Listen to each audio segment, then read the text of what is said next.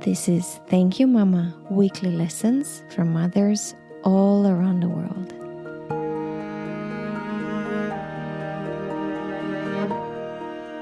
I have learned a giant life lesson when I woke up the morning after the evening my mom passed away. I still feel the darkness and the sheer horror of facing life without her love and support and presence and just her magic in my life.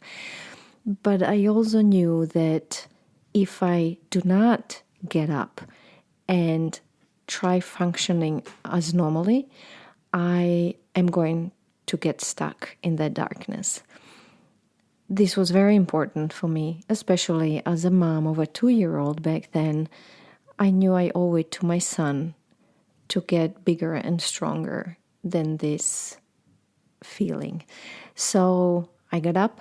My husband asked me, "What would you like us to do?" And I said, "I'd like us to do what she would have loved us to do.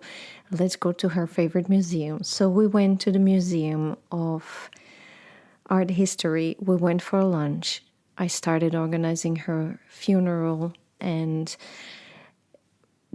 just functioning, which helped tremendously. It helped, again, because I knew if I didn't immediately move on, I would get terribly, terribly stuck. Being stuck is what my guest today is talking about. Not only talking about, she wrote a book about this. It's something she had learned from her mother, who did get stuck in her depression. And Dacia became a counselor and is now supporting women in exactly that, in getting them unstuck. It's a beautiful, beautiful interview. I just edited it. It feels like a warm, relaxing bath, which you come out of full of new energy and inspiration and totally relaxed. So enjoy it.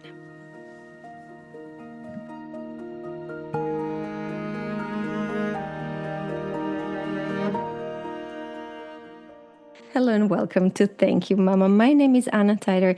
My guest today is Dacia Moore. Dacia is a licensed counselor who founded Second Wind Counseling and Consulting in 2003 with the specific goal of teaching African Americans about the benefits of mental health counseling and to be proactive about their mental wellness and to become their best selves. Dacia is also an author of Why Are So Many Students So Angry? Oh, how I would like to know the answer. And the upcoming book, From Stuck to Unstoppable. Dacia, hi and welcome.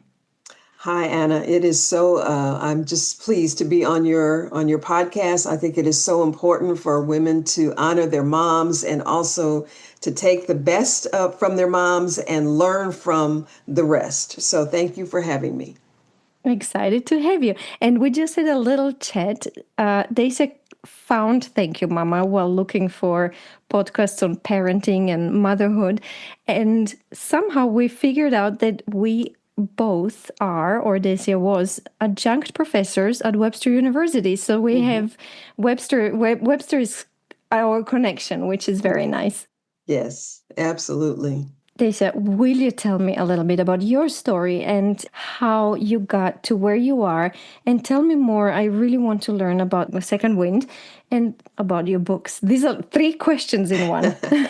The stage is yours. Okay, well, thank you so much. Well, I was raised by my mom, Dorothy, Lucille, Norton, Brown, Stubbs, lots of names. She's West Indian. She and my father divorced when I was about 3. And so I grew up in Detroit, Michigan. I was born in Brooklyn, New York. And I just had a very sheltered childhood, but just dealt with some depression, didn't even know. My mom also dealt with depression. I had no idea that's what it was. Went to college, moved to Kansas City, got married, had 2 lovely children, got divorced. And after my divorce, I was heartbroken and really, really struggled. During that time, my mom had moved to Kansas City. And so I actually moved in with her after I left my husband, it was a toxic relationship. But the point being that I was so disappointed in my life at that time that I stopped going to work. I started calling in sick. And my mom suggested I get counseling, which I did. And my counselor helped me to the degree that I said, I want to help other women, especially Black women, because there's such a stigma in the Mm. Black community on against mental health services. But I love helping women because we carry too much as mothers, as granddaughters, as daughters. We carry so much. As wives. And as wives, absolutely. And so my counselor helped me. I became a counselor, and that's why I started Second Wind. Yeah. It's funny you said about the stigma about mental health and getting support. You know that I'm speaking to you from Vienna, Austria. Hmm. And you cannot, and you know Vienna, Austria, the Yes, I've birthplace been of there. Sigmund Freud. You Yes, cannot imagine the stigma about mental health support really, here. Yeah.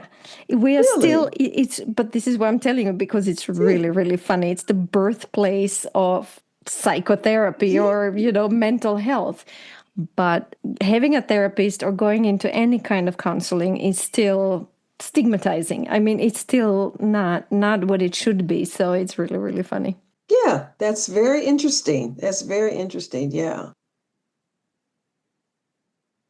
Well, Second Wind, I love the name Second Wind. It's a marathon runner's term where a marathon runner is running a long race and gets exhausted, but if she just keeps going, she will get her second wind. And I think that is the case for women, especially mothers. Sometimes we get so exhausted and we're like, I can't do all the things. I can't do all the things. There's too much.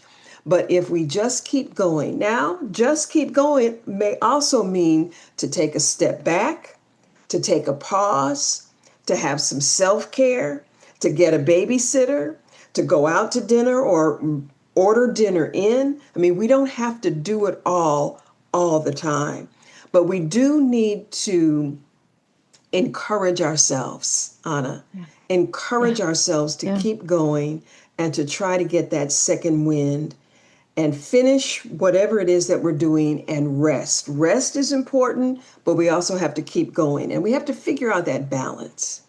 And you know what is really important, what I'm learning through this podcast is two things. One is getting help in any shape or form. Be it, as you said, get a babysitter, order food Hmm. in, or, Hmm. whatever shape or form this help could look like, please get it. And the other one is we're having so many conversations in this podcast about finally understanding that this role of women as being general caregivers for the whole family and whole society, which borders for thousands of years with self sacrifice, that maybe we grew out of this situation. And self sacrifice can be nice, and taking care of others can be a loving gesture. But we have to learn to recognize when it's becoming toxic and when it's not good, either for us or for people around us. Absolutely. It's a balancing act, and we have to Yes. figure out where that balance is, where that line is. And I think the line moves depending on the age of the woman as well as the age of her children. Certainly, when children are young, we have to be more present. We have to be right there Mm. with them. But as they get older, we can step back a little bit. I want to tell you just a quick story. So, I have two grandchildren. One is 15, my grandson, and he is in football. He's a footballer. He's very good. He has a coach. There is a coach for every play or every, I don't even know what you call them, area of football, right? Yeah. So during the summer, he's going to these football camps and getting coached by different people. Yeah. We need coaches. We Yeah. need people outside of our circle to say, hey, take a rest, take a break, try this balance, try this, try that, so that we are more equipped to go in and do what we need to do for our family. But we have to be open to receiving that. And here we Yes. go back again to self-sacrifice and, what we did for thousands of years, where a woman had to be quiet and take care of everybody else. We have to be open to receive these messages Hmm. and react to them, and that's very, very, very important. I'm glad there are women out there who are supporting other women like you are. Yes, ma'am. Yes, ma'am. Tell me a little bit about your books before we start talking about mom. Sure. Well, years ago, I was in the educational system, probably 10 years ago, and I noticed that there were a lot of, I used to teach anger management to the students, and I realized or I noticed that many of the teachers were escalating situations. And so I wrote the book, Why Are So Many Students So Angry? So that the teachers would understand the students' perspective. So I interviewed hundreds of students and then just, some basic psychology in terms of what's going on in the environment with students today so that the teachers would be less triggered by the lack of respect or by students talking back. So it was my way to try to help teachers. So fast forward, I'm no longer in the education realm. I'm squarely in the mental health field right now with Second Wind Counseling, and I do coaching and consulting and such. And I wrote a book that has been on my heart for 20 years called From Stuck to Unstoppable. I once was stuck, and now I am unstoppable. Oh, stuck. I think I said from stop to unstoppable. Yeah, it's stuck. Sorry. No, no worries, no worries. Yeah. Oh, Dacia, we've all been stuck so many times. Hmm. Hmm. So But we when is can't the book stay coming out? stuck. We You can't stay cannot stuck. stay stuck. But Mm-mm. it's important to allow yourself to be stuck and Hmm. not panic or not blame yourself or not be too negative and recognize it for what it is, Hmm. but then be ready to get unstuck. Absolutely. Don't. The first chapter is Don't Camp in the Valley. Hmm. When is it coming out? It is coming out in July. Oh, that's Hmm. very soon, in Hmm. 1 month. Hmm. Hmm. I've been Same working birthday on it like for a me. long time. Oh, I yes. I came in July. Very good. That's a good Yeah, month. it is. It is. Mhm. Congratulations. I'm very excited about your new book. Thank you. Let's talk about Mama Dorothy Lucille. So Yeah. you told us, did you tell us, or do I know this, that she's from Jamaica? She was from Jamaica. Hmm. Tell me a little bit about her. Well, my mom grew up in Jamaica, West Indies, and that was under a British rule. And Mm-hmm. so I always felt a little odd because the British rule and their customs are very different than American. And so when I was living with my mom, she would have these customs, and then I would go to my dad's, who is he's an African American man, and he would have different customs. So it was very interesting, and I always felt like I was biracial because of the difference. My mom was a hard worker, and that's one of the things that she taught me. Jamaicans have a bunch of jobs, right? And I've always had several jobs. I'm a hard worker. I like to work. One of the things my mom really instilled in me is hard work. And if you see something that needs to be done, you do it. Don't wait for somebody else to do it. And that has really translated into independent thinking on my part. My mom was a very independent thinker, and I am glad that I got that from her. Yeah. But tell me more about her. So they got divorced early on, Hmm. or Hmm. and Yeah. I'm sorry. Go ahead. yeah. So she was.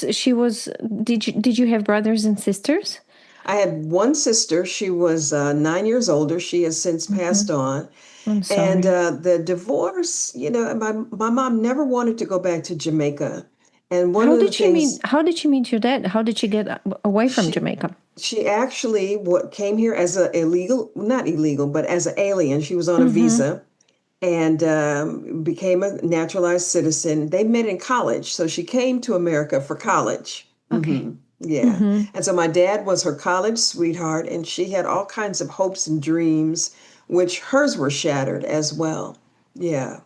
No. But the other thing that I learned from my mom, the negative thing, because she really kind of stayed in that depression, she stayed in a lot of guilt and shame. Some of it was from her childhood. And, in years, generations before us, Anna, a lot of women, because we didn't have a voice, couldn't get the help that they needed. Yeah. And they Yeah. stayed in their pain, Yeah. right? Yeah.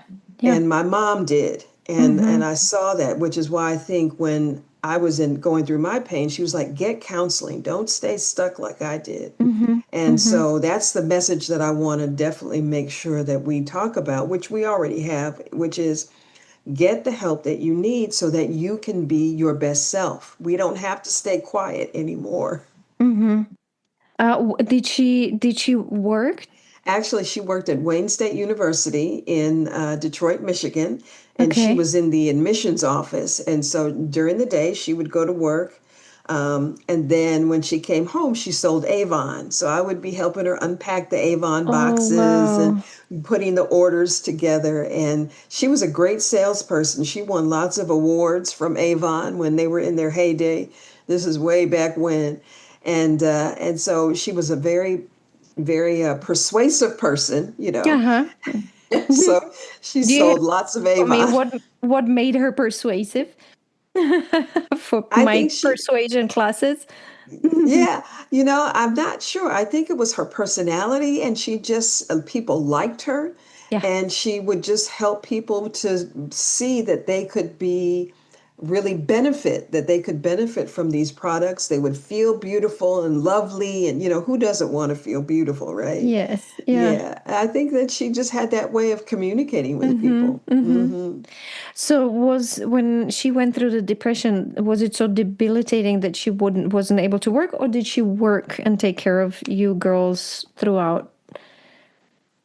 Yeah, she worked. What the way it presented itself would be a lot of she would stay in her room a lot, Mm, and so I would just remember times like on a Saturday she would just be in the bed and mm, kind of hide. yeah.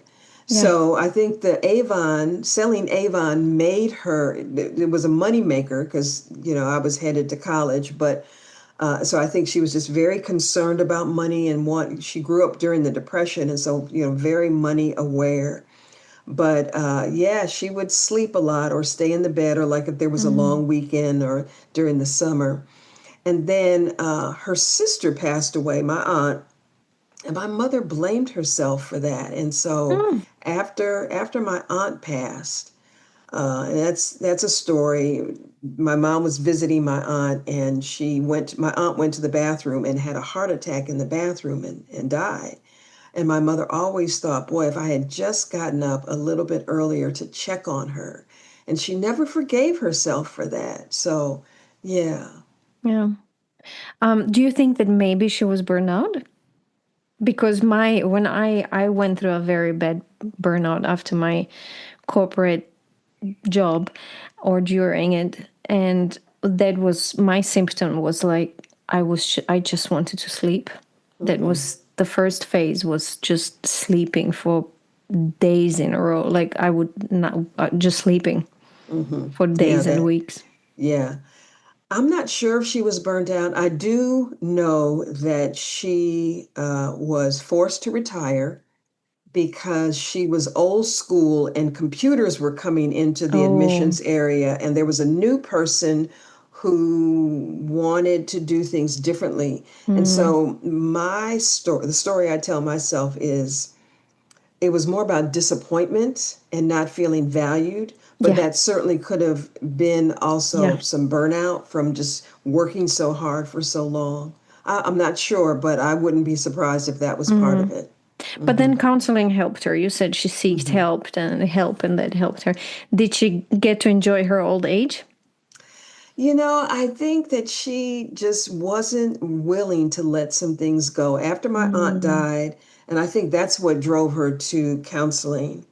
Um, she did seem to be getting better, but there was still some regret mm-hmm. that I think she had about life. Yeah, Mm-hmm. Mm-hmm. yeah. Do we have some other lessons? You mentioned three. Mm-hmm. Mm-hmm. So the first lesson, be an independent thinker. Don't follow the crowd. If you see something that needs to get done, you do it. Mm-hmm. Number two, don't stay stuck. You know, we all get stuck, but don't stay there. And I think my mom stayed too long Yeah. and didn't forgive herself, quite frankly. And then the third is her devotion to her faith. We are Christians, and my mom, although she got very angry with the Catholic Church for a while, she came back, Do you know and why? because she felt that the Catholic Church was not doing enough to combat racism during the, yeah, just, I mean, because racism still exists, but she was Yeah. very angry. She thought the church should have led Yes. Yeah. for freedom and equality for all people. God created all of us. So she was angry with the Catholic Church for that. Mm. But she came back to her faith, and she was a devout Christian, Episcopalian, for the rest of her life. She was an altar worker. I mean, she helped the church. That was her, I think, safe place. And that is something that has stayed with me because my faith has been my safe place for the difficulties that I've faced in life. I just wanted to ask you this because I do get this as a lesson very often, faith. Hmm. But then the question is, how is that a lesson? And so you answered it in saying it gives us strength and it creates a safe place, which maybe we wouldn't have if we didn't have faith. Right, right. Yeah. For me, it's guidance. It's a confirmation that I'm going on the right way. Mm-hmm. It's about helping people. I think we're put here to help one another. Certainly, we want to make earn a good living, but it's helping each other. I am my brother's keeper, and those are some of the lessons that we learn when we truly embrace our faith. And Mm-hmm. and Mm-hmm. any faith, actually, I think Any Tim, I faith. think Yeah. they teach that. Yeah. Yeah. Um, Dacia, are we done with lessons or do you have more before I Oh, there might go? be some more that come up, but yeah, you go ahead if you have a question. The trick question. What do you Mhm. wish she had taught you? Hmm. I wish we had talked more about life. Mm. I learned these lessons by observing my mom, but we Mm-hmm. didn't sit and talk and like play games a Yeah. lot.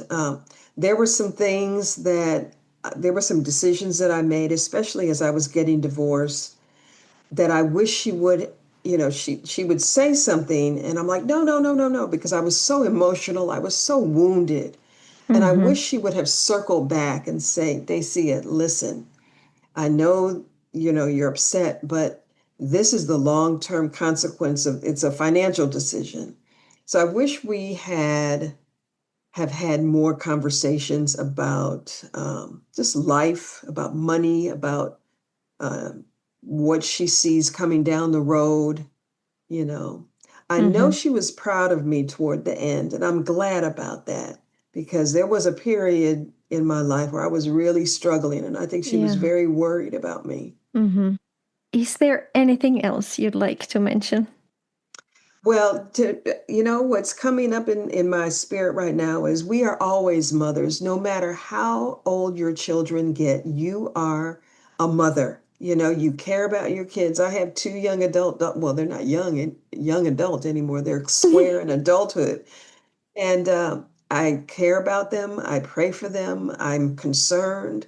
I wouldn't say I get worried because worry doesn't help. Prayer in my, world helps, but we're always a mother. And Mm. and I used to hear these teenagers say, "Well, when I get 18, I'm just going to leave home and I'm going to be grown." And but no matter how grown you get, your mother is still your mother.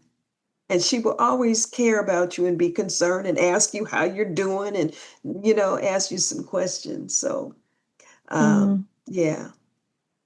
But also, I'm sorry if I may extend on your thought. Yeah, yeah, And yeah. something I'm learning through these beautiful, beautiful women that I've interviewed in past 170 interviews. Mm, we are also mothers in a bigger sense, not only to our own children. And as I'm listening to you, and this circles back to the beginning of our conversation, I wish we would be more mothery towards other women, Mm, you know, and recognize that we can mother ourselves as well and mother other women and other people who we don't need to be a mother to have given birth to a child to be a hmm. mother. Yes. I think if we women were more aware of this beautiful role we have in the world and expanded it more, not only Yeah. towards our own children, and Yeah. But especially, and I want to go back to second wage, especially mhm. towards other women. Oh, I would agree with you 100%. I remember times when I was in the education field and, doing the anger management, and students would come in my office, especially the girls, and I would talk to them and they would listen. Oh, Miss D, thank you. And oh, Miss D, da da da. Mm. And I would go home and my children would not even listen to a word I had to say. I was dumb. I didn't know what I was talking about. And there was a That's time I it. said, I have Yeah. these strangers who don't even know me listen to me. And here you are. You're not even listening to me. Yeah. But that gave me comfort that I was putting good into the Mm-hmm. world so that maybe Exactly. somebody else would help my children when they needed it and put some good into them. And that speaks to your point Mm. why we need to be mothers and kind and gracious to other people. You never know what somebody's going through, You and never know. everybody is going through something. Mm. Mm. Hmm. Exactly. Yeah. This was so beautiful. Can we quickly? I haven't done this in a while. I used to do it always, but I would like to recap our lessons that we talked about. And now Yes. it's going to be interesting for you because I write down as you speak, and you mentioned three lessons. I wrote down more. Oh, I have be an independent thinker, which I would take out as its own lesson because then I have, if you see something that needs to be done, do it yourself as a hmm. separate lesson. I also wrote down get the help you need. We Hmm. talked about that, and I'm not sure you mentioned it, but didn't highlight it as a lesson. I think it's very important. I wrote down your mom's lesson about having different jobs because Hmm. my mom taught me that. My mom always said you have to have a few balls in the air, you have to juggle a few things because you never know what will work out. And Hmm. I really like that. I think women do that naturally. Yes, we do. Hmm. Yeah. Hmm. But people are raised to think or groomed to think we need this clean CV that just does, where you can see this one line that we follow, and that I do not think that necessarily needs to be that. Mm-mm. I wrote down let things go as a lesson. You mentioned it at Mhm. one point, which is something your mom didn't do. Mhm. And I think it is so crucially important we learn Mhm. to let things go in the right moment and not allow things to just bug us down. Yes. Don't get stuck. Maybe this is the same. Maybe this is probably the same lesson. And finally, I have faith, which, as we talked, gives you guidance and teaches you to help people and creates a safe place for. And I wrote something else down which I can't read about faith. And important, so important for all moms out there, something you wish you had learned is to sit down with her and talk about life. And I want to highlight what you said. Sometimes she would try and you were too deep in your own Mhm. emotions and be a little dismissive. We have, as moms or supporters, as guides, we have to try Mm. a few times and have patience and not shy away from guiding our children or our beloved people. Absolutely. So a friend of mine, she's an elder, um, taught me this. She doesn't even know it, but as your children age and they become adults, you have to parent differently. And one of the things that she has said to me that has helped me with my children is to say, instead of directing them, have you done this? Have you done that? Asking the question, what would happen if? Mm, What would happen if? So, if you want them to do something or if you want them to consider something that you believe is wisdom, Instead of telling them, you can ask them, what would happen if you went to the bank and got that loan? Or, Mm-hmm. so put it in the form of a question, because adults often don't want their mothers to keep telling them what to do, which I think was part of my resistance. Yes. I got Yeah. this, Yeah. mom. I can do this. I'm grown. Well, you may be grown, but you're not more grown than your mother, because she's further down the road than you. But I wonder if my mom had said, Dacia, okay, I get it. I get it. But what would happen if? And we had a conversation about the decision I was about to make, instead of her telling. She was a teller. Um, I think that would have gone better with our conversations. And so I try that with my adult children now. Thank you so much for sharing this. This is Mm-hmm. such an important tip, Mm-hmm. parenting tip. Mm-hmm. And something I've learned in my persuasion class, that people generally do not like being told what to do. And what my mom told me when she read one of my books, and she said, do not preach. It's too preachy. You have to edit. People don't want to be preached at. Yeah. So you've written a book as well. Oh, I've published two. Oh, okay. Wonderful. Yeah, and I have one in a drawer. Mm-hmm. I understand. But a It's new one coming up, because okay. Thank You Mama deserves to be a book of mother's lessons. Definitely. Oh, absolutely. That's the next Absolutely. project for the Mm-hmm. fall. I'm so Okay. excited about it. Dacia, thank you so much for Oh, joining me. This was thank such a you for having pleasure. me. Yes. Yes, And I hope it helps some folks. I'm sure it will. If you enjoy Thank You Mama and want to help it grow, please take the 2 seconds to leave a 5-star review on Apple Podcasts. It really helps. If you'd like to get in touch, you can send me a mail at info@thankyoumama.net. You can also find me on Instagram, Facebook, and Twitter under Anna Tijder. That's Tajder. This was Thank You Mama. Come back next week, subscribe, and tell your friends.